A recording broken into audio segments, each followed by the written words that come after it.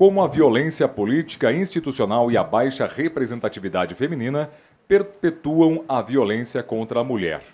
E para este painel nós convidamos os moderadores, a Thalita Santos Gherardi, que é administradora pública formada na Escola de Governo da Fundação João Pinheiro, é pós-graduada em Psicologia Organizacional e Compliance e Gestão de Riscos. É auditora de controle externo do TCE Paraná, filiada e membro da diretoria do Sindicontas. E também convidamos o Vanderlei Wormsbecker, que já está aqui, presidente do Sindicontas, bacharel em Informática pela Federal do Paraná, auditor de controle externo do Tribunal de Contas do Paraná, com 30 anos de atuação na gerência de infraestrutura e de TI. É presidente do Sindicontas Paraná, vice-presidente da região sul da FENASTC e membro do Conselho Gestão da CONACAT. E os nossos mediadores, moderadores, irão receber as duas participantes como debatedoras deste painel, a vereadora da Câmara Municipal de Curitiba, Camila Gonda, que é a mulher mais jovem da 19ª legislatura da Câmara Municipal de Curitiba. Graduada em Direito pela PUC Paraná e em Ciências Sociais pela Universidade Federal do Paraná, pós-graduada em Direito de Família pela PUC Paraná, mestranda em Ciência Política pela Universidade Federal do Paraná e cofundadora do movimento Por Mais Elas na Política. É a segunda vice-corregedora e membro da Comissão de Constituição e Justiça da Casa. E os nossos aplausos para a vereadora Camila Gonda. E agora nós convidamos também para compor este painel a vereadora do município de Curitiba, Carlise Aparecida Fiatkowski, vereadora e procuradora da mulher na Câmara Municipal de Curitiba, bacharel em Direito pela Universidade Tuiuti do Paraná, tem especialização em Business Study Tour in Management e Leadership pela ESIC Business and Marketing School de Madrid, Espanha. Foi presidente do Provopar, Programa de Voluntariado do Paraná, entre 2014 e 2021, e é secretária municipal da Família e Desenvolvimento Social de Almirante Tamandaré, em 2023. Atualmente é presidente do PL Mulher do Paraná, que recebe os nossos aplausos. Então, agora com a palavra o nosso presidente do Sindicontas, que vai acompanhar a moderação pela servidora aqui do Tribunal, Thalita Santos Gherardi, nosso presidente Vanderlei Wormsbecker.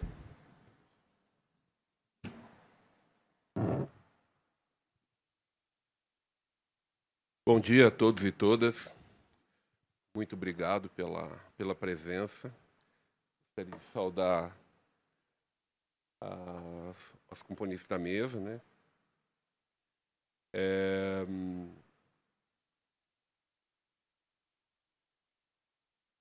Vamos iniciar, então, pedindo para que cada participante faça uma saudação breve às suas explanações iniciais sobre o tema. E, em seguida, iniciamos uma rodada intercalada para vocês. Então, inicialmente, vamos nos apresentar, né? Eu e Vanderlei, nós somos auditores de controle externo aqui da Casa, do Tribunal de Contas do Estado do Paraná. Como foi falado ontem pela diretora-geral, o Tribunal de Contas do Estado do Paraná ele possui uma diretriz prioritária de fiscalização que é relacionada com direitos da cidadania. E dentro dessa diretriz existe um trabalho de auditoria relacionado com as mulheres em situação de violência. E esse trabalho, uma parte dele vai ser apresentada à tarde pela servidora Adriana Domingos, que é a coordenadora dessa linha de fiscalização na área estadual. E na área municipal também existe um trabalho relacionado com as ações municipais voltadas à prevenção da violência contra a mulher. Então, esse tema é muito caro para a casa, né? E nós gostaríamos também que as parlamentares se apresentassem, né, como o Vanderlei já mencionou, e aí fica o tempo limitado a 5 minutos para cada rodada, né, para a gente não passar do tempo do almoço.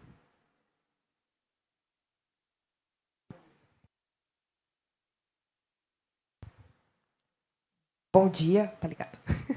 Bom dia a todas as pessoas presentes, saúdo a mesa, muito obrigada pelo convite, saúdo os organizadores desse evento tão bonito que vocês estão promovendo para falar de um tema bastante urgente, bastante necessário, mas que infelizmente a gente ainda precisa falar.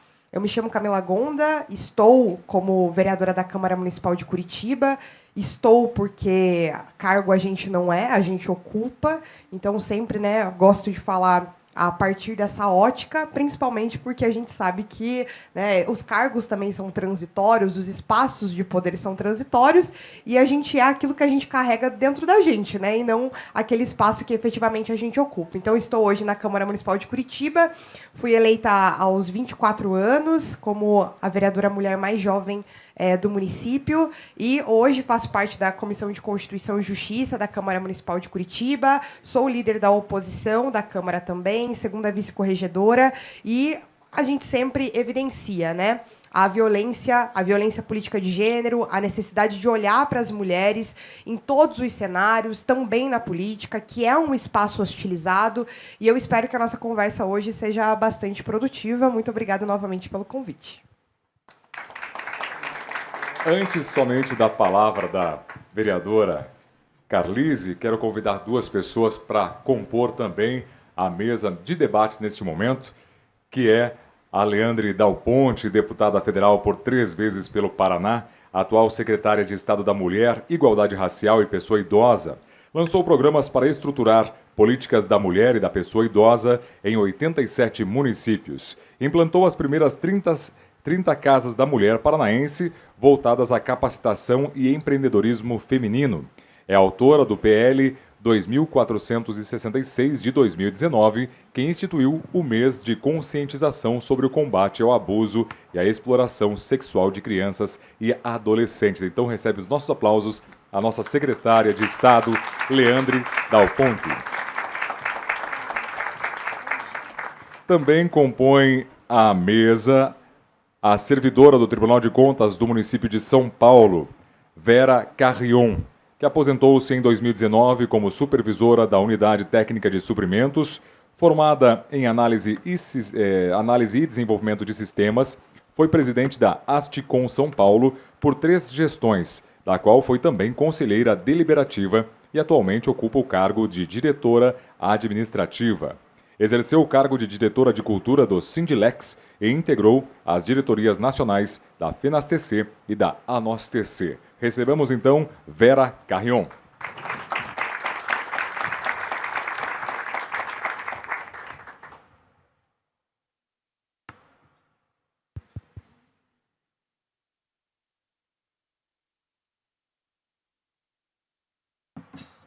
Agora sim. Bom dia a todos. É uma alegria muito grande estar aqui hoje no Tribunal de Contas do Paraná. Quero inicialmente cumprimentar a mesa, a Thalita, o Vanderlei, a nossa querida deputada federal e secretária da Mulher e Igualdade Social, Leandre Dal Ponte, a qual eu não me canso de dizer que é uma grande inspiração e uma grande incentivadora para que hoje eu esteja ocupando espaço de poder e de decisão. Então, muito obrigada, minha amiga. Também a Vera Carrion, né, de São Paulo, seja bem-vinda ao nosso estado do Paraná. E cumprimentar a minha colega, Camila Gonda, a vereadora mais jovem da Câmara Municipal de Curitiba, a qual faz parte também da maior bancada feminina da história de Curitiba. Em 333 anos, somos 12 mulheres trabalhando lado a lado com homens de bem, nessa política de complementariedade que eu acredito que a sociedade ganha muito com essa política. E diante de todo o meu trabalho, ao longo de muitos anos, tanto à frente de instituições sociais, no voluntariado, dentro do partido, cheguei à Câmara Municipal de Curitiba, e hoje eu ocupo também, eu também compartilho da Camila Gonda, o cargo a gente ocupa, a gente não é, a gente está, é de passagem. E eu sempre falo, basta você olhar no quadro, nas paredes da Câmara Municipal de Curitiba, quantas pessoas já passaram e quantas pessoas já foram esquecidas, enquanto elas estavam ocupando um espaço de poder de decisão. Mas o que fica da gente é o legado. E política, na minha visão, é uma missão muito pesada, é uma missão que tem que ser encarada com muito amor, com muita dedicação, com muita entrega, porque ela é uma ferramenta abençoada. Ao contrário de muita gente que acredita que política não presta, políticos são todos iguais, eu acredito ao contrário. Eu acredito que, através dessa mudança de mindset das pessoas, dos nossos eleitores, nós teremos uma política cada vez melhor. Mas nós temos que participar, sim. E nós, mulheres, somos 52,6% do eleitorado brasileiro. Ou seja, nós temos o poder de decidir uma eleição. Mas nós temos que estar cada vez mais preparados. E uma das minhas missões dentro do meu partido é justamente andar pelos 4 cantos do Paraná, nos 399 municípios, buscando mulheres na participação de vida política, porque quanto mais mulheres fortes dentro de um partido, mais forte um partido é. E não existe política sem partido. Nós temos que escolher bem o partido que a gente quer representar, dentro das nossas bandeiras, dentro do que a gente acredita, mas nós temos que nos capacitar cada vez mais para estarmos ocupando esses espaços de poder de decisão. A mulher, ela contribui demais. Basta a gente ver o quanto a mulher, quando ela está alinhada numa política de bem, querendo contribuir com a sociedade e não confrontar com os homens, ela contribui e ela faz modificações significativas. Então, eu, como uma incentivadora da participação da mulher na política, eu fico muito feliz e muito confortável sempre de dizer que eu encontrei a minha missão de trazer mais mulheres para esse palco da política, sair da arquibancada e vir para a arena da batalha. E a gente sempre está de braços abertos e portas abertas para receber todas as mulheres. Obrigada.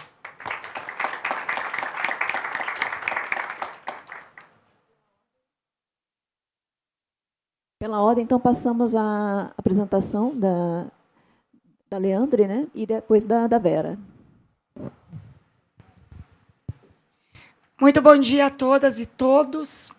Quero inicialmente cumprimentar o Tribunal de Contas, que nos acolhe aqui hoje, parabenizar a organização desse evento pela iniciativa extremamente importante. Eu fiquei muito entusiasmada com o nosso painel, porque hoje estamos aqui para tratar de consequências, mas também podemos trabalhar curando as causas, porque você não consegue tratar os problemas só pelas consequências se você não atacar a causa do problema, e eu acredito que a gente vai ter essa oportunidade ao longo desse debate.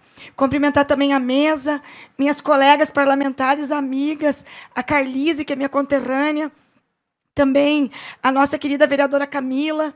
É uma honra estar aqui ladeada por vocês, dar as boas-vindas, né, e dizer que é um prazer tê-la conosco, Vera, aqui no nosso estado. Seja muito bem-vinda. Uma alegria estar junto com você, com o Vanderlei e com a Thalita, e principalmente com todos vocês que estão aqui presencial e aqueles que nos acompanham também de forma virtual. Fazer uma saudação especial a todos que estão aqui nessa grande plateia, em nome da nossa vice-prefeita de Piraquara, né, a professora, que foi minha professora, que é da minha cidade, né, e é um grande expoente na política aqui do Paraná. Então, professora, que honra tê-la conosco, é uma grande alegria. Eu me chamo Leandre Dal Ponte, eu vou me apresentar porque nós somos em 30 deputados federais aqui no estado, e só 4 mulheres, e se eu perguntar o nome das mulheres paranaenses que são deputadas federais, as pessoas não conhecem. Haja vista, se a gente for principiante, eu até entendo. Começou esses dias, a legislatura é recente, mas eu sou a única mulher do Paraná que tenho 3 mandatos de deputada federal. Então, eu sou do município de Chopinzinho, já moro aqui em Curitiba há mais de 25 anos, mas não nasci deputada. Hoje eu ocupo um cargo de secretária de Estado, junto com o governador Ratinho Júnior, numa secretaria nova que ele instituiu em 2023, que é a Secretaria da Mulher, Igualdade Racial e Pessoas Idosas do nosso Estado. É uma honra poder servir o nosso Estado nesse momento, mas daqui a alguns dias já retorno à Câmara dos Deputados. E também não entrei na política por uma questão de ambição. Acho que a minha vinda para a política foi mais no sentido de indignação. E hoje se transformou em um instrumento para a gente transformar a vida das pessoas. Eu, quando digo que não nasci deputada, é porque realmente venho de uma base onde eu tive a oportunidade de ser secretária de saúde do município de Saudade do Iguaçu, uma das cidades menores do estado, mas que, ao precisar de serviços de saúde, precisava mandar tudo para Curitiba. E depois de ter passado por essa experiência, me mudei para Curitiba no ano de 2000. Há exatos 25 anos, fundei a Casa de Apoio Ideal, um lugar de acolhimento que recebe mais de 500 pessoas por dia hoje, sendo a maior casa de apoio do nosso país, que atende pessoas que fazem tratamento de saúde, como câncer, buscam tratamento para leucemia, precisam de transplante. E eu entrei na vida pública em 2010. Fui candidata a deputada federal pela primeira vez, não me elegi. Nessa primeira eleição, fiquei suplente por 164 votos, alcançando quase 50 mil votos na época. E em 2014, me elegi deputada federal e cheguei na Câmara dos Deputados, num universo de 513 parlamentares, apenas 51 mulheres.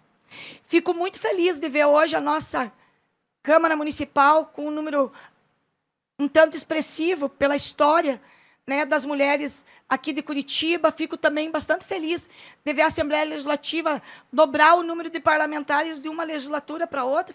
E na Câmara dos Deputados a gente ainda tem uma representação pequena. Nessa última legislatura fizemos 91 parlamentares em 513. Mas o grande desafio da política, e onde a gente tem a maior violência, é quando a gente chega naquele espaço de poder, com todos os sonhos, e a primeira pergunta que te fazem: filha de quem que tu é ou esposa de quem que você é? Como se lá não fosse um espaço de mulher, estar lá por ser mulher, por suas próprias condições, por sua luta. É lógico que eu cheguei lá apoiada em ombros de gigantes, porque ninguém chega sozinha. Mas gigantes, muitos deles aqui presentes, que me ajudaram, que acreditaram em mim, que ajudaram na minha formação, que confiaram para que eu pudesse estar lá hoje representando o Estado do Paraná. E como é que você fala para as pessoas que você está lá, mas que você é filha de um pedreiro, que a tua mãe lavava roupa para fora, que você tem mais 10 irmãos e que ninguém está na política? E que você entrou lá justamente por acreditar que a política pode, sim, transformar a vida das pessoas. Acho que, na sequência, a gente pode continuar e conversar um pouquinho mais sobre isso. E só quero registrar mais uma vez que é uma honra poder estar aqui junto com vocês e parabenizar por essa iniciativa de trazer esse debate nesse momento ímpar, né? Nós estamos num período de eleições e, graças a Deus, a gente conseguiu criar uma lei que tipifica, inclusive, a violência política contra as mulheres, porque as mulheres que ousam entrar na política, algo frequentado até bem pouco tempo só pelos homens, sofrem também muito. E eu acho que esse debate pode ser muito rico. Muito obrigada.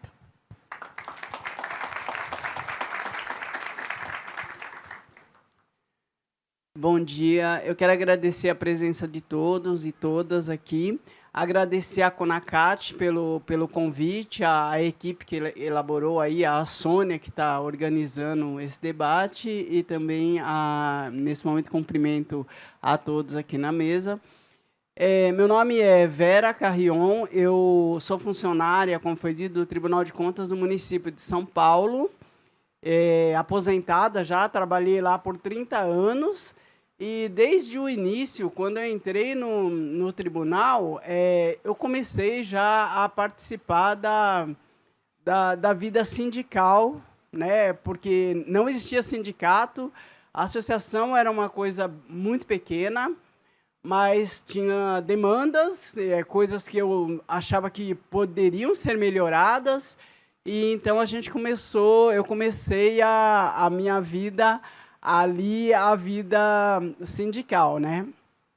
E como mulher, né, na própria associação ali, nos setores em que eu passei, como mulher negra ainda naquela época tinha pouquíssimas pessoas negras trabalhando no próprio tribunal, né?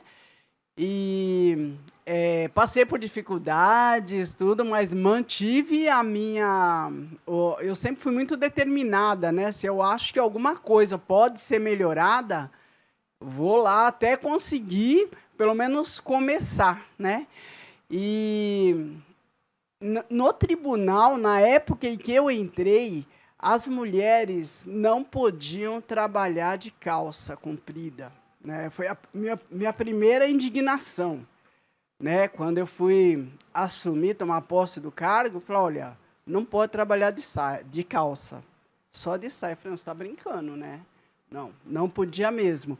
No inverno, dependendo do presidente, durante o mês, acho que de julho e agosto, os meses de julho e agosto, poderíamos usar calça comprida. Depois era só saia. Eu disse, pode mini saia?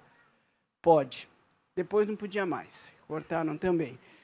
Então, essas coisas criaram assim, uma indignação, né? E aí eu fui encontrando outras pessoas que tinham também essa visão, né? Mas como o tribunal ali, a gente falava que era o microcosmo do Brasil, né? De uma sociedade patriarcal. Então, eles determinavam e todos obedeciam, né? Foi difícil mudar. Hoje já pode. Hoje já pode até trabalhar de tênis. Até quando eu me aposentei, não podia. Mas foi aí que eu comecei a me envolver, né? Diante da indignação de algumas situações que a gente conseguiu, felizmente, alterar para uma situação melhor hoje. Foi aí que eu comecei a minha vida sindical dentro do tribunal. E aí a gente vai discutir isso mais para frente aí. Muito obrigada pelo convite, por estar aqui.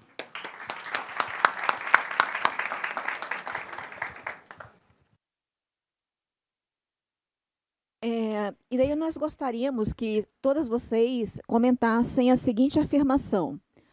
Uma democracia com baixa representatividade feminina é, por natureza, uma democracia que falha em proteger a vida das mulheres. Aí nós vamos limitar por 3 minutos a manifestação de cada uma de vocês para não atrasar a programação, porque temos várias perguntas também após essa primeira. Podemos seguir pela ordem aqui, a Carlise, Camila, Leandro e Vera.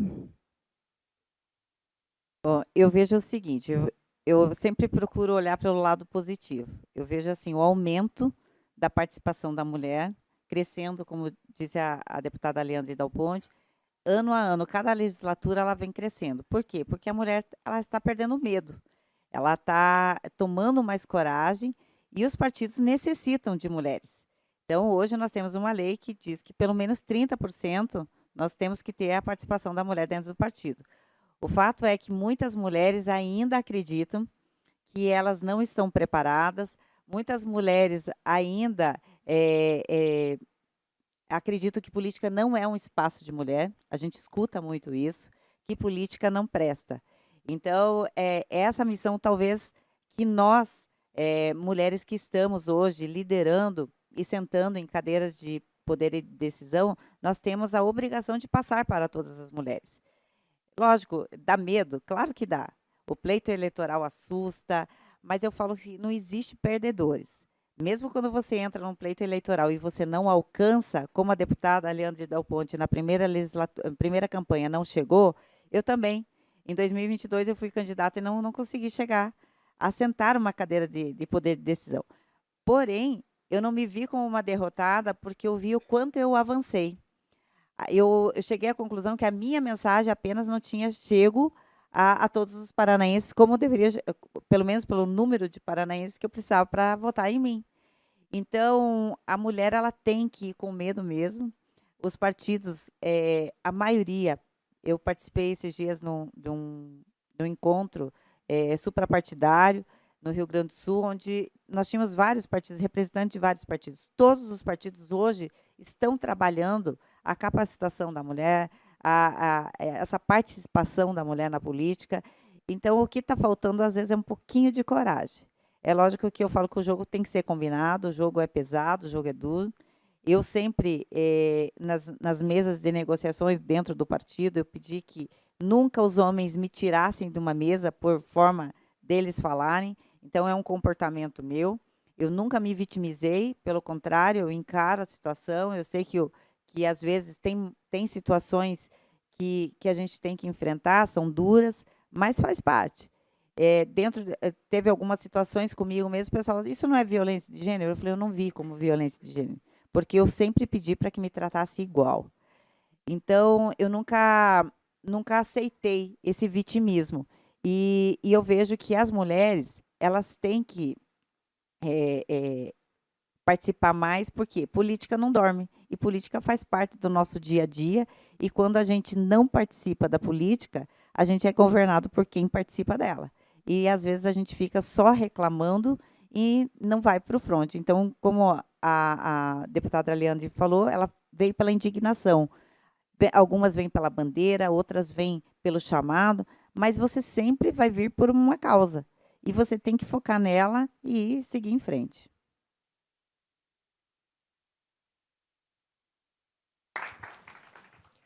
Bom, eu... Oi. Obrigada, Helena. Esse vai. Bom, eu, antes de estar ocupando o cargo de vereadora, sou mestranda pela Universidade Federal do Paraná e pesquisadora de representatividade e política de gênero. Hoje, a minha pesquisa de mestrado, pela qual eu defendo daqui 3 semanas, ela versa sobre a questão do financiamento para candidaturas femininas.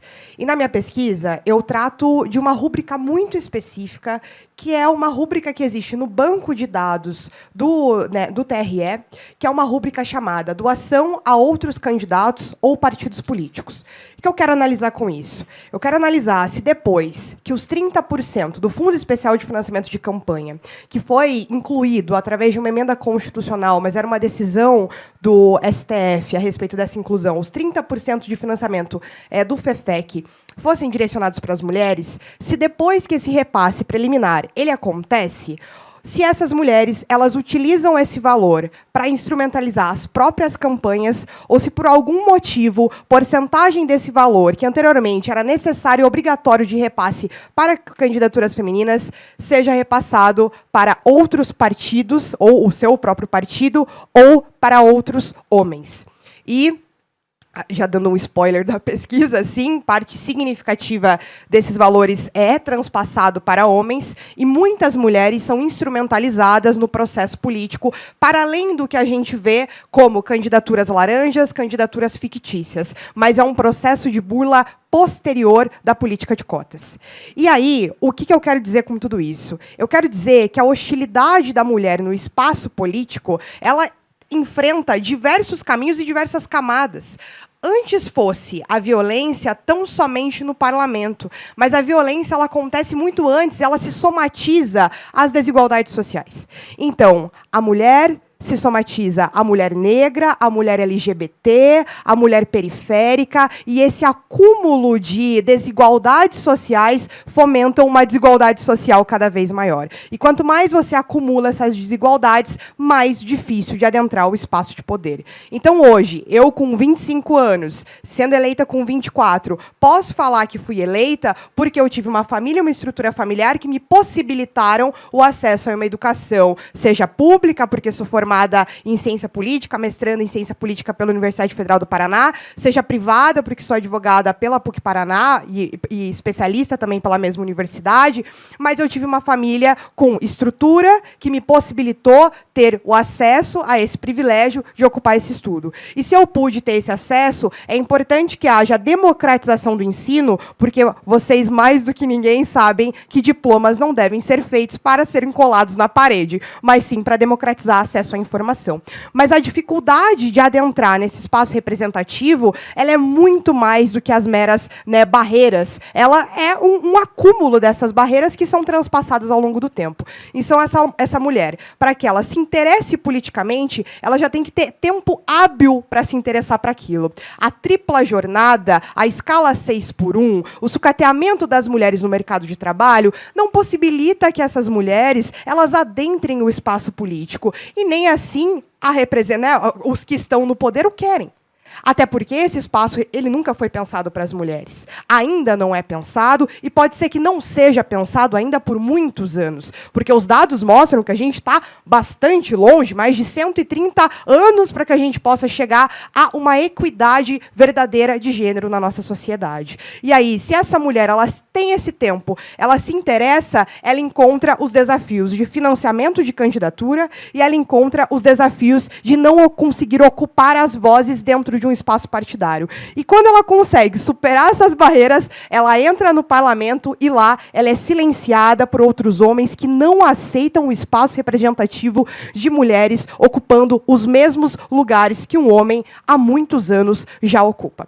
Então, as barreiras elas são extremamente significativas e quando, uma vez eu fui numa escola e uma jovem me perguntou assim, vereadora, a senhora acha mais difícil adentrar a política ou permanecer na política? Obviamente, isso tudo depende das barreiras que são desiguais que a gente enfrenta. Mas permanecer na política é, sim, um desafio muito árduo. A gente tem dificuldade para adentrar, a gente tem dificuldade para permanecer. E permanecer é dizer que todos os dias a gente enfrenta microviolências, violências institucionais, que por muitas vezes são mais silenciadoras e potencializadoras de desgaste emocional do que as violências explícitas. Porque as violências explícitas são mais fáceis de serem combatidas. Você consegue pegar um vídeo de um parlamentar que está te atacando numa tribuna e colocar na sua rede social e prontamente, né, os órgãos de justiça, eu, por exemplo, fui vítima de violência política de gênero no começo da legislatura, no ano passado,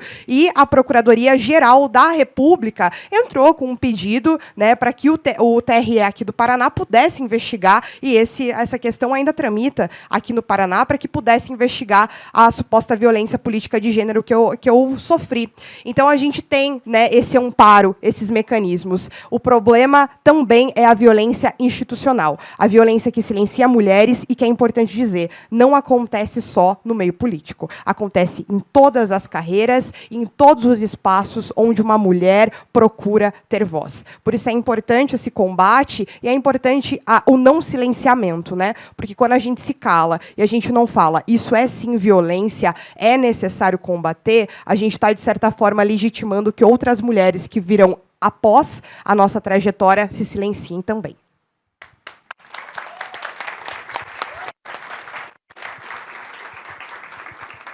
Sobre a pergunta se a representatividade ela fragiliza a democracia, que foi isso a pergunta, eu queria responder com outra pergunta.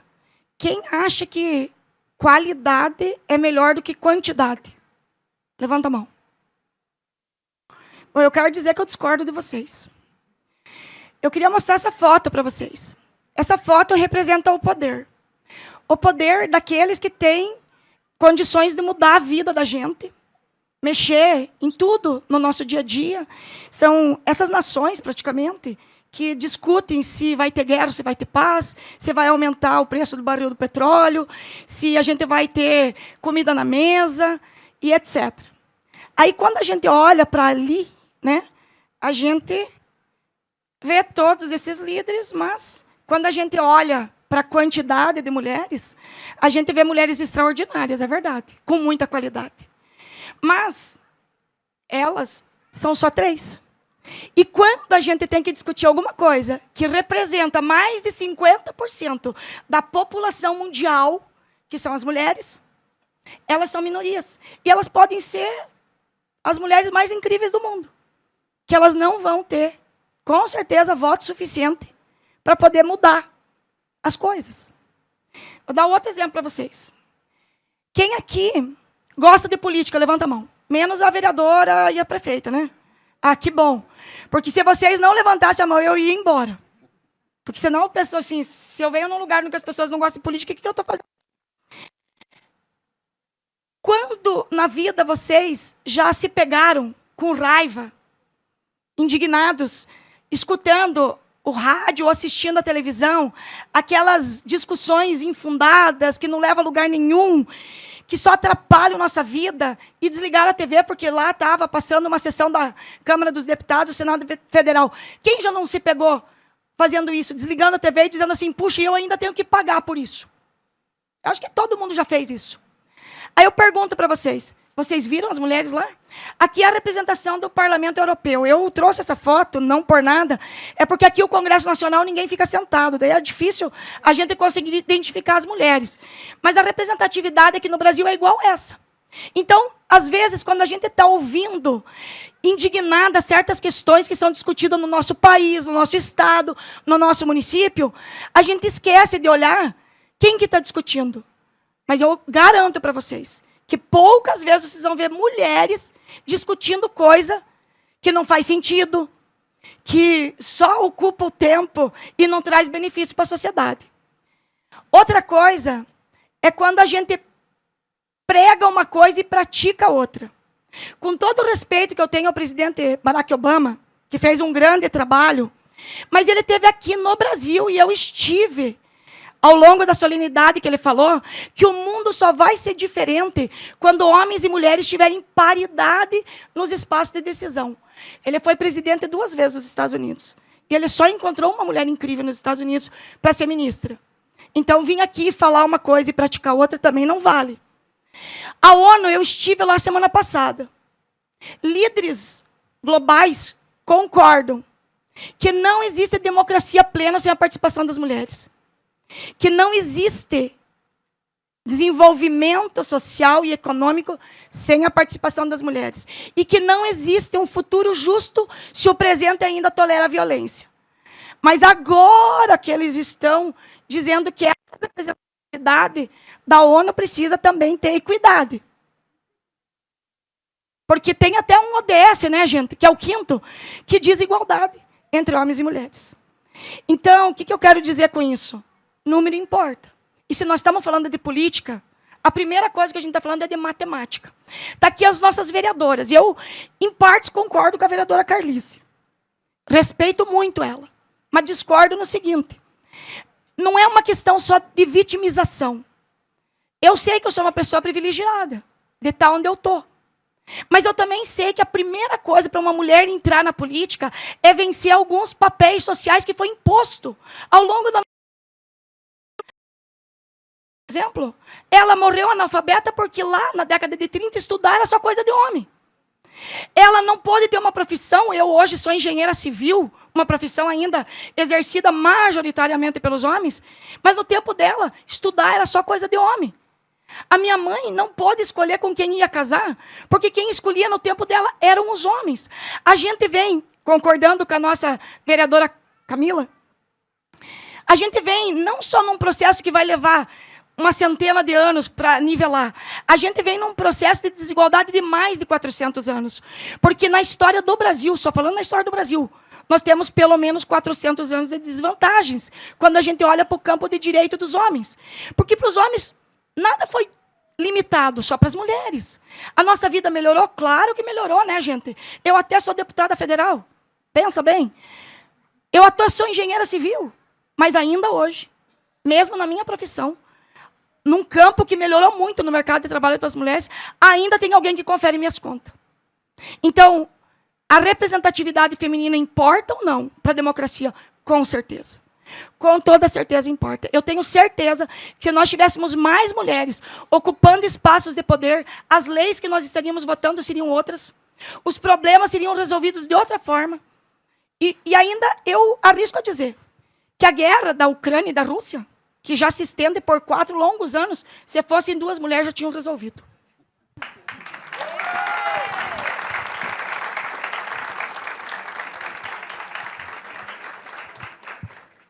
Difícil falar, hein, depois de tantos discursos. Bom, eu concordo plenamente com todos aqui, né? A baixa representatividade claro, prejudica mesmo as mulheres, até porque, para algumas questões, tem que ter a sensibilidade, o que a mulher está sentindo quando vai fazer uma reivindicação, por exemplo, que vai ser decidida por homens. É difícil, né? Então, eu vou dar um exemplo aqui. O homem não tem a real conscientização. Tem até um filme que eu assisti aí que o cara criou o absorvente, né? Mas a questão da pobreza menstrual, né? Uma mulher, se fosse, não chegaríamos a situação que chegamos há algum tempo atrás aí, se tivessem uma maior representação feminina para esse tipo de decisão. E tem outros tantos exemplos, né? Mas isso aí, como que a gente pode melhorar? Tudo começa dentro da casa da gente, né? Eu tenho uma filha e algumas netas, tenho 3 netas. A minha netinha mais velha, recentemente, ela foi eleita representante lá da escolinha dela, ela tem 10 anos.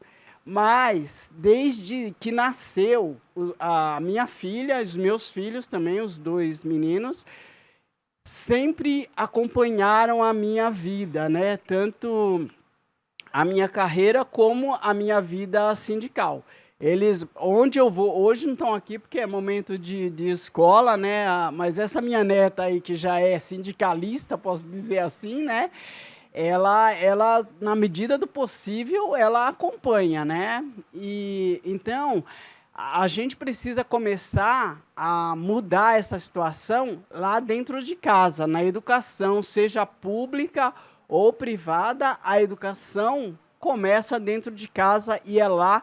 Eu até parabenizo aqui as mães que trouxeram aí 2 meninas, meus parabéns, porque é assim que a gente começa a mudar a situação do nosso país, né? A partir da educação dentro de casa dos nossos filhos, para quando chegarem na vida acadêmica, na vida profissional, terem consciência do que é necessário fazer para melhorar a situação da mulher na sociedade.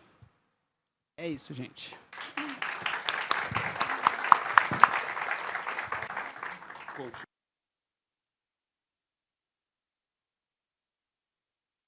Continuando, então, o nosso painel, nós vamos fazer 2 rodadas de perguntas individuais para cada uma das componentes da mesa.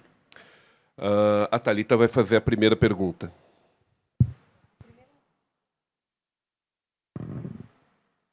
A primeira pergunta é para a Camila, que é a vereadora mais jovem da atual legislatura da Câmara Municipal. Camila, como vereadora mais jovem, fundadora de um movimento que defende mais mulheres na política, de que forma o isolamento de vozes femininas em espaços de decisão contribui para que a violência contra a mulher continue sendo tratada de forma periférica? Obrigada pela pergunta. Bom, hoje a gente vive uma das maiores epidemias de violência contra a mulher. E em vários setores. Acho que a deputada Leandra, estando, né, na pasta, consegue ver também com bastante periodicidade essa violência acontecendo. A vereadora Carlise também, que ocupa a Procuradoria da Mulher. Muitas mulheres procuram a Procuradoria para tratar sobre violência doméstica, violência de gênero. E se a gente não tem essas mulheres dentro desses cargos representativos, ocupando, né, toda essa representação, toda essa possibilidade de fazer normas, de falar, de questionar e também de acolher essas mulheres da sociedade, a gente não consegue ter, de fato, uma democracia plena. E democracia não se faz sem mulheres. Muito bem pontuou a vereadora, a deputada Leandre. Democracia não se faz sem mulheres.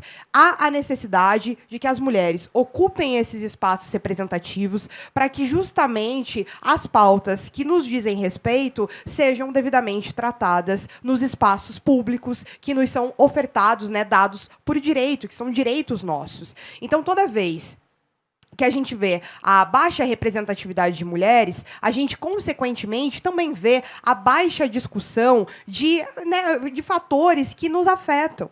Ou pior, né, a gente vê outras pessoas, enfim, falando a respeito disso. Então, é importante que a gente se posicione, que a gente esteja ocupando esses espaços representativos, que nós estejamos nessas câmaras legislativas, nesses espaços de poder, algo que sempre me preocupa, porque a gente conseguiu, de certa maneira, a Câmara Municipal de Curitiba, por exemplo, colocar uma certa representatividade de mulheres dentro desse parlamento. Mas essa representatividade, ela quase nunca se espelha em cargos do executivo. Por exemplo, se vocês analisam as pesquisas que a gente tem para cargos de chefia do executivo, seja para prefeitos, para governador, para próprio presidente da República, mulheres não são cogitadas nesses cargos ainda. Quando a gente vai para as estruturas internas de partidos, a maioria dos partidos políticos ainda são coordenados por homens. São os homens que gerenciam os recursos dos partidos, são os homens que gerenciam a identidade dos partidos políticos, e a nós ainda é conferido esse espaço periférico nessa pasta, nessa política. Ou, se não, as mulheres são apenas chamadas para falar sobre mulheres, mas nunca sobre outros assuntos. Então, a gente não é chamada para discutir plano diretor, a gente não é chamada para discutir constitucionalidade de normas, orçamento da cidade, orçamento do Estado. A gente é chamada tão somente para discutir sobre mulheres. E aí, a gente também se coloca, muitas vezes, isso internamente nos partidos, né, deputada Leandre, também colocando, a gente também pode falar sobre outras pautas, né, atinentes a Estado, atinentes à saúde, à educação, ao meio ambiente, aos próprios servidores públicos. E é por isso que a representatividade das mulheres importa tanto. Com as mulheres lá dentro, a gente, com certeza, consegue fazer com que essa discussão aconteça de uma forma mais humanizada e aconteça também de uma forma a respeitar os nossos espaços representativos e os nossos espaços de fala, que são importantes para essa construção.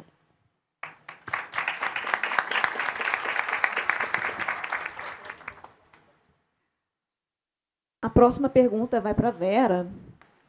O machismo está presente em todas as camadas da sociedade, afetando de forma ainda mais intensa as mulheres negras. No mundo sindical e associativo, essa realidade também se manifesta.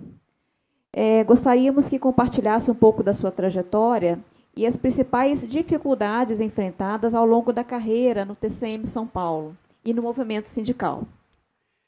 Bom, durante a minha carreira no TCM, eu passei por diversas situações, né, de racismo, né, isso é da vida, durante todo o dia passo por situações assim. Durante minha carreira lá, eu passei por uma situação peculiar quando, logo no início da minha carreira, eu engravidei, minha filha nasceu prematura, com problemas respiratórios. O tribunal tinha uma excelente creche. E aí eu abri mão da minha carreira e fui para a creche para poder ficar próximo da minha filha naquele momento que ela precisava, né?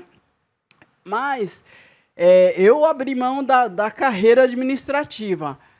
Mas apareceu lá a oportunidade de começar minha carreira sindical, né? Porque aí tinha algumas demandas e aí a gente tinha que eleger um representante de cada setor para compor um grupo de trabalho. Naquele momento, eu já fazia meio que um movimento lá com o pessoal, com os funcionários da creche. E aí teve a eleição ali na creche, mas a chefe, né, a diretora, manipulou, se autodeclarou vencedora da eleição, né? E aí foi aquela indignação geral. Aí eu chamei o pessoal da organização para reverter, né? A gente conseguiu reverter essa situação e eu consegui, então, ser eleito. Fiz nova eleição, a contagem lá presencialmente, e aí eu fui eleita a representante do setor. Depois de algum tempo, minha filha já cresceu, saiu da creche, aí eu tentava, então, abraçar minha carreira no tribunal. Tive dificuldades porque eu estava bem ali, modéstia à parte, sou competente, estava fazendo um bom trabalho ali, então, aí a chefia não queria me liberar, mas eu precisava continuar a minha carreira, né? Aí, numa situação em que tinha reportagem, todo mundo caindo em cima do tribunal por conta de altos salários, tal, aí eles resolveram me tirar de lá para diminuir o valor do custo da creche. Então, aí eu voltei para o tribunal, retomei minha carreira profissional, né, a carreira administrativa, e aí, novo assédio. Aí eu fui ter um chefe que ele não se conformava que eu era mulher, negra, pobre, e que eu tinha um cargo eu era supervisora naquele momento. E ele não se conformava. Então, só que não bastava, ele tinha o poder de me tirar de lá, né? Mas não queria. Ele queria que fosse uma coisa assim, gritante, não sei o que ele pensava. Então, era o tempo todo, eu era supervisora de compras, aí ele tinha que mandar os pedidos de compra para mim com tempo para eu comprar e para determinados eventos, para os conselheiros. Aí ele esperava dar uma semana antes do prazo que o produto tinha que chegar, ele me mandava o pedido. Só que as pessoas que estavam envolvidas já me mandavam cópia, porque já sabiam. Então, era assim, situações que ele me chamava e falava, olha, você é muito competente, vou te mandar para a subprefeitura lá no Cafundó, sabe, lá onde ninguém quer trabalhar. Era uma série. Até que, por fim, ele me exonerou do cargo, né? Mas não conseguiu, tentou de tudo, né? E eu saí do cargo bem chateada mesmo, né? E falei que ia iniciar um processo de assédio moral, né? E aí me deixou à disposição, eu não podia ir para lugar nenhum. Aí eu acabei seguindo, falei, vida que segue. Fui para outro lugar, e aí, então, surgiu a primeira oportunidade de me candidatar à presidência da Associação dos Servidores do Tribunal. Eu, no começo, fiquei meio assustada, né? Mas, mesmo assim, aceitei e fui compor a chapa. Convidei uma colega que eu achava muito competente para ser a minha tesoureira, mas o marido dela, que também era servidor, achou que eu não iria ganhar a eleição porque eu era mulher e o concorrente era um homem que já estava no sindicato, já tinha uma carreira ali, que eu não ia ganhar, não deixou ela entrar. Pois bem, eu ganhei a eleição com uma margem boa, fiz uma excelente gestão, eu acho que é excelente, porque eu fui reeleita depois mais 2 vezes, né? E na minha segunda gestão, eu criei uma cultura, não está registrado no estatuto nada, eu criei uma cultura de ter 50% da diretoria de mulheres. Isso foi em 2014. E até hoje, essa diretoria se mantém assim, com 50% de homens e 50% de mulheres. E eu afirmo com certeza que as mulheres são muito mais atuantes na diretoria do que os homens que hoje lá estão. E, assim, são essas situações da presença masculina mais em maior número e que causa assim, uma certa opressão mesmo, né? Durante essa questão aí na minha carreira administrativa e também na carreira sindical. Teve uma outra situação também, para além da carreira sindical, que eu sou atleta, sempre fui, desde criança, hoje eu estou na terceira idade, né? Então, até recentemente, eu jogava futsal, eu sou goleira de futsal, mas aí o time, desde que a gente tem as Olimpíadas dos Tribunais de Contas, e lá desde 2006 é o mesmo time. A gente foi envelhecendo, E o masculino tem futsal, society, e campo, né? É livre, master, sênior e best sênior. As mulheres não, é mesmo? Aquele que começou lá em 2006, a gente vai envelhecendo e é livre. E aí, vai entrando nos concursos de outros estados, os jovens. E aí a gente ali, com 50 anos, correndo atrás de menina, de 20 e pouco. Então, eu levantei a bandeira de criar o futsal master feminino, né? Tive muita dificuldade, porque, não, mas vai aumentar, a gente não tem muito tempo, vai aumentar a quantidade de jogos, né? Eu falei, gente, mas precisa, né? Aí eu fui atrás das mulheres, teve resistência de algumas mulheres até. Aí, então, tinha que ter um determinado número de times para poder fazer. Agora estou falando do chefe, ele chegou aqui, ó. E aí conseguimos implementar o futsal feminino master, né? Aí todo mundo aderiu, sabe? Todo mundo que não queria ser master, né? Que a mulherada tem isso, né? A mulher não quer dizer que tem 40, ela fala que tem 35. Mas aí implementamos o futsal feminino master e agora, né, para minha grata surpresa, aí já não fui eu, que eu me aposentei da carreira de goleira, né? Mas aí um colega lá está querendo implementar o futsal feminino sênior. Aí eu volto, né? Bom, era isso. Obrigada.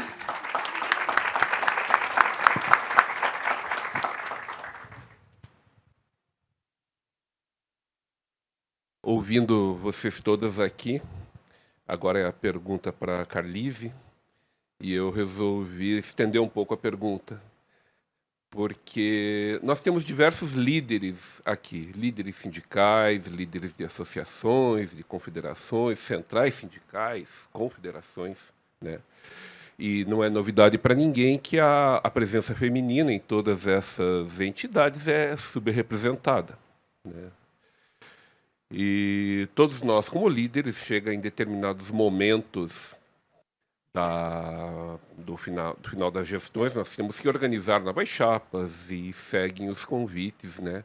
E o que nós notamos como líderes, homens, é que os convites feitos às mulheres são muito mais recusados e quando se publica o chamamento, elas vêm em menor quantidade, né?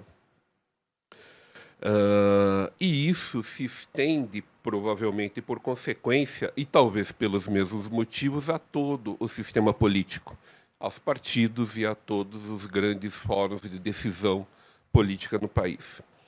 Então, além da dificuldade da entrada na vida partidária, né, quais são os obstáculos invisíveis que impedem as mulheres de ascender a cargos de liderança dentro dos próprios partidos e comissões legislativas após serem eleitas? O que nós, homens, não estamos vendo para ajudar e incentivar as mulheres a participarem mais, a abrir mais espaço? Nossa, é bem bacana. Dá para ficar umas 2 horas, né, falando sobre tudo isso. Mas, assim, primeiro que eu não vejo a mulher como vítima, tá, deputada? Eu vejo a mulher que, às vezes, ela cria uma autossabotagem, ela fala que ela tem medo, que ela não está preparada, como relatou aqui também a vereadora Camila Gonda, talvez pela jornada de filho, de mãe, de empresária, de ter que cuidar de vários segmentos, ela acaba deixando e falando que política não é para ela. Então, existe, sim, uma dificuldade muito grande das mulheres aceitarem esse chamado para participarem da vida política. E quando a gente fala para participarem da vida política, é em todos os sentidos. É participar na liderança da igreja, é participar no conselho de classe lá do colégio, participar ativamente o que estão ensinando para o seu filho, o que ela quer e deseja para o seu filho, é participar do conselho da mulher, é participar de todas as esferas. Porque quando a mulher não participa, como que ela vai contribuir? Como diz acho que foi a Vera que falou aqui, como que um homem por mais boa intenção que ele tenha, como que ele vai falar de um absorvente para uma mulher e vai querer criar um design de um absorvente para uma mulher se ele não menstrua? Então, nós temos que ter a participação da mulher para que ela possa contribuir. E, às vezes, a mulher fala assim, olha, eu não tenho condições, eu não tenho preparo, eu não entendo disso. Mas, quando a gente começa a conversar, e nós temos um projeto dentro do nosso partido que se chama PAB, Projeto Alicerça Brasil, que faz com que a mulher discuta assuntos do dia a dia. E ela passa a descobrir que ela entende muito de política, que ela entende muito dos assuntos, porque ela vive a realidade. A educação do filho passa por ela, a economia da família passa por ela, tudo passa por ela. Ela é mãe do médico, ela é mãe do empresário, ela é mãe do político, ela é mãe... 50% são mulheres, 52,6% são mulheres, o restante são filhos de mulheres. Então, nós temos que entender que nós temos uma capacidade extraordinária e, às vezes, a gente está deixando de contribuir com a sociedade. E começa dentro da nossa casa, né? As mulheres, elas são alicerçadas, elas são a força de uma família. Nós temos, a maioria das famílias hoje, mãe solo, muitas mulheres vítimas de violência que acabam tendo que se afastar dos seus lares e criam seus filhos sozinhas. Outras mulheres se submetem à violência doméstica justamente porque ela não tem capacidade, ela não se joga, às vezes, para a vida, no sentido de encarar, em querer encerrar aquele ciclo de violência, para que ela possa se capacitar e contribuir. Então, eu acho que o primeiro dificuldade é a autossabotagem nossa. Eu já me peguei autossabotando. Eu já achei que não estava preparada. Eu já deixei de participar de muita coisa por medo. E um exemplo que eu tive, justamente porque as crianças nos ensinam muito, uma vez a gente estava num clube e minha sobrinha subiu no tobogã. E minha cunhada é psicóloga. E ela chegou lá no tobogã, quando ela viu a altura, ela falou assim, eu vou descer. Aí a mãe dela já tinha conversado com ela sobre todos os riscos dela participar, né, descer pelo tobogã. Ela subiu consciente. Quando ela subiu, a minha cunhada não deixou ela descer pela escada. Falou, agora você desce. Agora você vai encarar seu medo e descer. Depois, se você não gostar, você pode voltar e não subir mais, não brincar mais. Mas você tem que experimentar. Então, experimente. Participe da sua comunidade, contribua dentro da sua empresa, contribua de alguma forma. Perca o medo e vai para a arena da batalha. Eu acho que essa é a primeira coisa que a gente tem que vencer, essa barreira. Segunda barreira, eu acho que é o autoconhecimento. Nós temos que nos conhecer e saber até onde a gente pode contribuir para também a gente não se expor e não se machucar. Não adianta eu querer contribuir na área médica, sendo que eu não tenho essa especialidade. Então, a gente também tem que saber o limite, né? E, quanto aos partidos, como eu falei, os partidos estão de braços abertos querendo mulheres. Nenhum partido quer candidata laranja, porque ele pode derrubar a chapa inteira. Agora, existe violência de gênero? Existe. Existe partidos que usam mulheres? Existe. Agora, se a gente estiver bem posicionado, se a gente se conhecer, porque a gente vai pela uma bandeira, a gente vai pela dor, vai pela necessidade, então a gente se joga. E uma mulher bem decidida, focada, ninguém segura ela. Então eu venho, e às vezes assim choca, às vezes o meu posicionamento, e que eu falo que eu não aceito vitimismo, não estou dizendo que não existe a violência, mas é porque eu venho de uma família que os homens empurram as mulheres sempre para brilhar. Eu venho dessa família, eu sou uma pessoa assim muito abençoada, uma mulher abençoada. A minha mãe, eu lembro que quando meu pai, que era vereador numa cidade muito pequena, e falou, não, agora eu não vou porque eu quero cuidar dos negócios, eu não tenho jeito para pedir voto, você é uma pessoa carismática, vai você. Minha mãe, eu não, eu cuido de casa. Ele falou, não, vai você. E empurrou, minha mãe ia chorando para os primeiros comícios. Eu lembro, antigamente, no interior, subia em cima de uma mesa, pegava um microfone, a minha mãe tremia e chorava, porque ela achava que ela não era capaz. A minha mãe foi tão brilhante que foi eleita 6 vezes, por 6 mandatos, como vereadora, e só parou quando a família pediu, por favor, pare. Agora você já contribuiu demais com a cidade. Agora está na hora de você cuidar um pouquinho mais, né, dos netos, viver, ou já que você não conseguiu, porque não adianta dizer que a gente consegue viver plenamente a maternidade quando a gente está na vida pública. A gente vai ter que dividir, vai ter que confiar e com os maridos, e acho que é aí que vem o papel fundamental dos homens, é nesse apoio. Eu tenho apoio dentro de casa constantemente. Eu não sei o que é fazer mercado há muito tempo, meu marido que cuida. Então, assim, são coisas que eu acho que dentro das empresas, dentro das instituições, é esse apoio que a Camila falou, que às vezes a mulher está nessa jornada tão grande e acaba deixando, porque a família sempre pesa, então eu acredito que ela acaba deixando, às vezes, a vida pública ou de se dedicar mais na carreira, porque ela fala assim, não, agora pesou e eu quero viver a minha maternidade. Então, eu vejo essas barreiras aí como alguns percalços das mulheres. Agora, barreiras dentro de partido também existe, claro, e eu acho que a gente tem que estar se preparando cada dia mais, conhecendo, buscando entender um pouco mais de política, porque, como eu falei, quando a gente não gosta de política ou quando a gente não se dedica à política, a gente vai ser governado por quem gosta. Eu aprendo todos os dias, é o eterno aprendizado.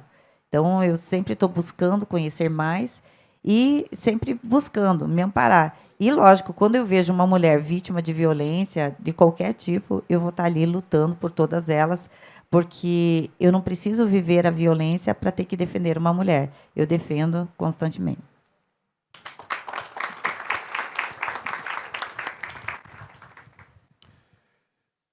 Muito bem, agora vamos passar para a Leandre.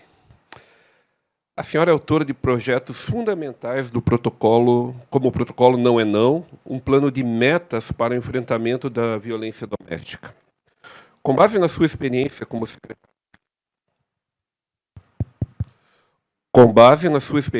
secretária de Estado, qual o maior gargalo para que essas leis saiam do papel e cheguem aos municípios menores?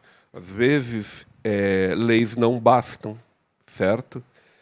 Nós temos uma quantidade enorme de leis nesse país. Se todas fossem seguidas, talvez fosse o país mais perfeito do mundo, né? E de que maneira essas agressões impedem o avanço das políticas públicas de proteção? E como o Brasil tem respondido a esse tipo específico de violência? Enfim, como que a gente vai fazer valer as leis que existem e as que serão criadas em todos os rincões do país? Ótima pergunta. Bom, durante muito tempo, o silêncio foi chamado de paz, a ausência foi chamada de ordem e a desigualdade foi chamada de tradição. O mundo aprendeu algo muito importante nos últimos tempos, que o conflito não começa quando as mulheres falam. O conflito começa quando elas deixam de aceitar o silêncio. E quando a gente fala de igualdade, ela já está garantida na lei. A Constituição é clara no seu artigo 5º, que ela não diz assim, todos são iguais perante a lei. Ela diz, homens e mulheres são iguais perante a lei. Agora, quando eu vou perguntar, na prática, vale? A gente sabe que não. Eu quero aproveitar também a tua primeira pergunta que tu fez para a Carlise, quero também contribuir com a resposta. Porque não tem como falar de mulher hoje sem falar de homens. E a Carlise fez uma fala aqui muito 10. Porque antes, quando eu quis falar da minha mãe, eu quis dizer o seguinte, que a mulher hoje, para estar, muitas vezes, na política, ela tem que decidir entre se ela quer ficar com a família ou com a política. E nós não podemos mais aceitar em ter que escolher entre segurança e liberdade, entre trabalho e maternidade, entre voz e pertencimento. É essas garantias de direito que nós já conquistamos que a gente precisa colocar na prática. Mas quem nos impede disso? Aqueles que hoje são a maioria no poder. Então, quando a gente fala de mulheres, é importante a gente falar de homens que cooperam, que ajudam, que estimulam. A primeira coisa que me pediram quando eu decidi entrar para a vida pública é se eu não ia me estragar. E quando uma pessoa veio falar comigo para me convidar para mim ser candidata a deputada, aquilo também não fazia parte da minha minha história, eu nunca imaginei ser política. E eu, para me livrar do operador político, eu fui lá e falei assim para ele, vamos lá falar com o meu marido. Aí, o meu marido é um gringo, né, prof? Ele é gringo, assim, daqueles bem seco. E a pessoa chegou para ele e falou, viu, se a tua esposa... Assim, ó, não disse bom dia, nada. Falou, se a tua esposa fosse candidata a deputada, quantos votos você acha que ela faria? Ele olhou e falou, de certo que 2, o meu e o dela. O cara falou para mim, tu tem que se candidatar. Eu falei, não, de jeito nenhum. Ele falou, mas ele está dizendo que vai votar em você. Então, a gente tem questões culturais, de papéis sociais. E por que as mulheres hoje precisam de políticas que promovam mais do que a questão da igualdade? Porque a igualdade é um passo à frente. Nós precisamos de equidade. Sabe por quê? Porque ainda nós temos coisas que estão desiguais. Por exemplo, a desigualdade não está só na lei. Então, por isso que às vezes a gente precisa de mais legislações que sejam mais específicas, porque a gente tem o cuidado que não é compartilhado, que está só sobre a responsabilidade da mulher. Mas não existe lei que diga que só a mulher tem que cuidar, que só a mulher tem que fazer isso. Não tem lei. Mas existe uma cultura. Outra coisa, a própria autonomia que precisa ser negociada, gente. Até hoje, em século XXI, a gente tem que negociar a questão da autonomia, a independência financeira que precisa ser estimulada.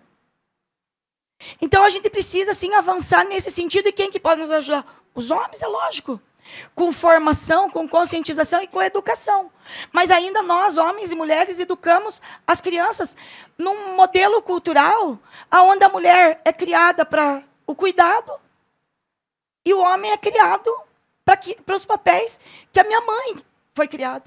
Então, eu acho, sim, que a partir do momento que os homens também, aquela maioria de homens bons, se levantarem e mostrarem para aquela minoria de homens que ainda acham que mulher é um objeto de posse, como a minha mãe foi, eu acredito que a gente vai vencer muitos obstáculos e a gente não vai precisar de políticas públicas, verdadeiramente. Do contrário, nós precisamos de políticas públicas que tragam a questão da equidade, porque igualdade é tratar todos na mesma medida. Agora, como é que eu trato na mesma medida os desiguais? A equidade, ela permite acesso às oportunidades, em condições diferentes. Os homens falam para mim assim, nossa, eu tenho tantas mulheres incríveis na minha empresa, que eu queria muito que elas crescessem, que elas aproveitassem os cargos de liderança que eu tenho, de chefia, mas elas parecem que têm um problema, aquela tal da síndrome da impostora, porque elas têm que pensar. E os homens, se eu for pedir para eles se eles querem ser chefe, mas não termino nem de responder, nem de perguntar, que eles já respondem, eu quero. Porque os homens têm que pensar em bem pouca coisa. Se é bom para a carreira, se é bom para o bolso. A mulher tem que pensar o seguinte, bom, para mim aproveitar esse cargo, eu tenho que viajar? Primeira coisa que ela pensa. E se ela é casada, ela faz essa pergunta por quê? Porque ela sabe que ela vai ter que negociar essa autonomia com o companheiro dela. Mas tem umas que são sortudas que nem eu. O meu marido não se importa que eu viaje, né? Mas ela, se ela tem filhos, ela pensa, puxa, mas será que eu tenho que ficar uma semana? 10 dias? Ah, tem que ficar, porque tu sabe, né? São os negócios. Mas daí quem que cuida da minha casa? Quem que cuida dos filhos? Entende, gente? Como é que a gente tem que ter oportunidades? As oportunidades, elas têm que ser pensadas de forma diferente. A parte dos acessos. Então, por que o governador Ratinho Júnior criou uma Secretaria de Estado para a mulher e não criou para o homem? Eu ouvi muito isso. Ah, mas por que as mulheres têm que ter uma Secretaria de Estado e os homens não? Bom, eu acho que eu já consegui demonstrar que nós ainda temos muitas barreiras a ser superadas. Principalmente nessas questões culturais de cuidado que precisam ser compartilhadas. E eu sei que eu e a Carlise temos esse privilégio de ter uma família que nos apoia, uma rede, mas quantas são? Eu tenho certeza que a Gi, que é vereadora pela primeira vez, não foi fácil decidir ser vereadora. Porque primeiro núcleo que ela teve que convencer não foi o eleitor, foi a família dela. Então é isso, para uma mulher prosperar, a gente precisa de uma comunidade inteira torcendo a favor dela. E muitas vezes a gente, além de ter muitos homens torcendo contra, a gente tem, inclusive, ainda muitas mulheres torcendo contra as mulheres. Então, eu acho que é uma maturidade que a gente vem conquistando, porque, lógico, hoje, por exemplo, esse evento que nós estamos fazendo hoje, ele está sendo feito por quê? Porque é o mês da mulher. Ou estou enganada? É o mês da mulher. Mas o mês da mulher, claro que foi importante criar uma lei para criar o mês da mulher. Precisou ter uma lei que instituiu 8 de março. Porque durante muito tempo ele foi uma celebração, mas hoje ele é um marco de conscientização de uma sociedade que vai evoluir para que a igualdade não seja mais uma promessa, seja uma prática, que o respeito pelas mulheres não seja mais discurso, seja uma cultura. E que as mulheres tenham a oportunidade verdadeiramente de prosperar. E eu, assim, vejo que esse movimento que nós estamos fazendo, mesmo que seja só no mês de março, que foi criado por uma lei, assim como o Código Não é Não, assim como o Plano de Metas, a gente vai aprimorando a regulamentação da Constituição Federal, que quem é da área jurídica, eu não sou, sou engenheiro, já falei, mas sabe que, na sua grande maioria, seus artigos não foram regulamentados até hoje. É essa falta de regulamentação e de boa interpretação da legislação federal que faz com que nós, legisladores, tenhamos que fazer leis complementares para justamente regulamentar aquilo que já está na Constituição, porque igualdade entre homens e mulheres já existe. Agora, tem muita gente que ainda não entendeu. Até a gente não mudar essa cultura, vai ter que ter leis que, com certeza, mudam a vida das pessoas. Aqui no Paraná, ao criar Secretaria de Estado da Mulher, o governador não se contentou só com isso, e nem nós. Olha, se você não colocar o orçamento, não adianta nada. Para vocês terem uma ideia, o Paraná investe mais na Secretaria de Estado da Mulher para atender os 399 municípios do que o governo federal investiu no Ministério para atender os mais de 5 mil do país. Então, a gente mostra que política se faz também com investimento. E eu acredito que a gente fazer essa discussão é investir o nosso tempo. E eu quero agradecer as perguntas, quero agradecer as companheiras. Me perdoe, Carlise, eu não quis te confrontar, mas eu quis dizer que em algumas coisas eu discordo, mas é isso. A gente tem que ter a capacidade de conviver harmonicamente com quem pensa diferente da gente e ter a oportunidade de fazer argumentações que talvez, por um ponto de vista, a pessoa não tinha, nessa ótica, ela não tivesse percebido para fazer o seu, assim, a sua opinião. E a partir do momento que a gente discute abertamente esses assuntos, eu respeitando a opinião de vocês e vocês a minha, a gente cresce. E isso é entre mulheres e mulheres, mulheres e homens e homens e homens. É entre toda a sociedade.